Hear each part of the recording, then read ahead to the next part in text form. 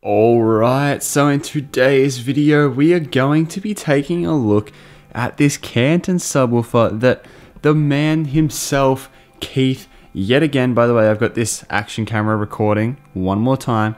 The man Keith himself again has come through with the subwoofer that matched those tiny as little Canton surround speakers that are in my cupboard just down here. So these little speakers here match that subwoofer over there, and this is the full 5.1 system that was from Canton. So in today's video we're just going to be having a look at the subwoofer. Let's run some sounds through it, let's see what it's like. Obviously it's probably not going to have as much bass as even my towers do because 20 something inches of woofer there, but anyway, in today's video, we're just going to have a look at this subwoofer. We're going to put some music through it to start with, then we're going to pull it apart and have a quick look inside to see what sort of components are in there, and that's pretty much going to be it for today's video. So if you're interested in that, stick around. If you're not, click off, and I will get started with this sub. Let's hook it up to that Behringer EQ. Alright, so I now have it hooked up, and I have to say it's actually not very powerful.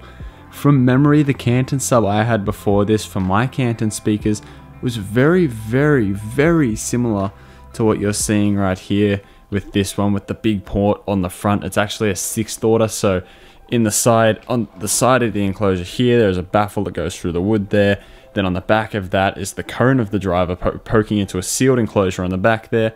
And on the front here is this ported enclosure here for the back of the magnet, which I can't show you through the port because it's not bright enough in there, but just take my word for that. The camera's really struggling to autofocus. There we go, I'll turn that off. So it's basically what I was used to have. I destroyed the old one being an absolute idiot, but this one isn't as powerful as the old one was from memory. But anyway, let's just give this a little quick listen and see what it can do.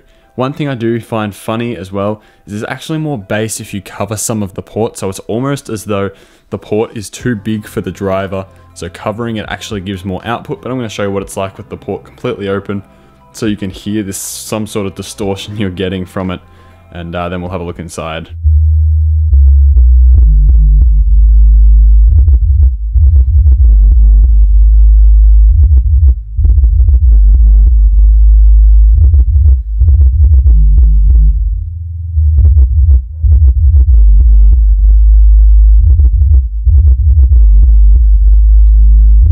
So as you can hear there is an audible amount of distortion, what I'd consider to be low volumes, but I guess I'm just used to loud subs in this room. But anyway, as you can hear too, when I cover my hand over, the bass becomes more natural, there's less boom and distortion sound, and it just sounds overall better when my hand's covering the port. So the port was probably just slightly too big from the factory. But anyway, now that we know what this thing sounds like, let's have a look inside of it and pull the actual back grill off the actual amplifier out of the back of the subwoofer.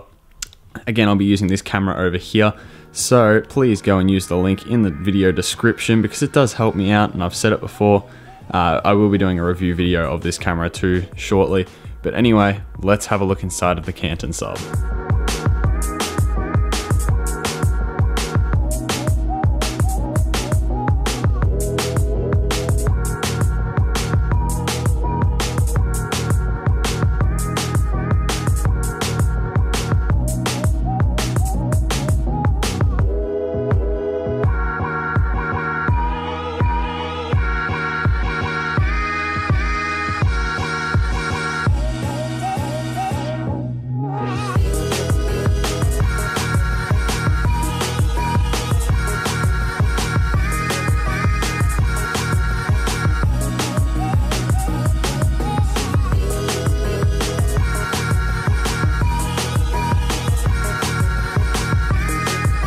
So there it is inside of the Canton subwoofer.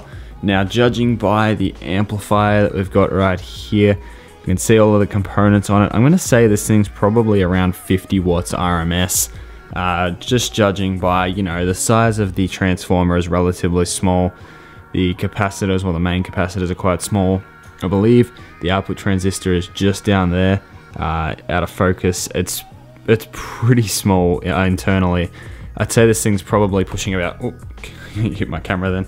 I'd say this thing's probably pushing around 50 watts RMS, and this 6-inch subwoofer just here as well. has a relatively, where's my light? There it is. Nope.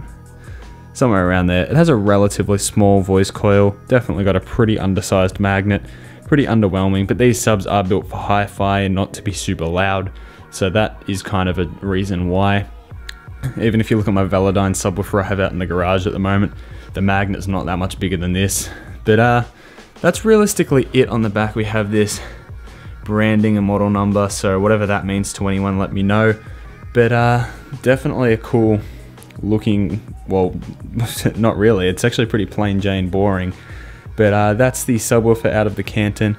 This thing mounts in like this. Not that I got a shot of that, but it mounts in there. So this back section here with the front of the woofer is completely sealed for the sub on the front, and then the back half of the subwoofer mounts into there and it goes out that big front port. There's a bit of acoustic, sorry my camera can't focus in there. Let's turn autofocus back off. There's a bit of acoustic foam down there in which just designed to dampen some of the resonant frequencies that are bouncing off the wall from this subwoofer just here, which definitely does put in work. It's very thick as well. It's probably like an inch and a bit, maybe 2 inches thick. Very, very thick foam down there, but that's pretty much it. That's the inside of this Canton sub. Designed for hi-fi and accuracy, definitely not designed to get loud. But anyway, if you guys have enjoyed this video, let me know. If you want to see more videos where I use this camera, it's so easy because I can just leave this thing constantly running the whole time. Let me just pull focus.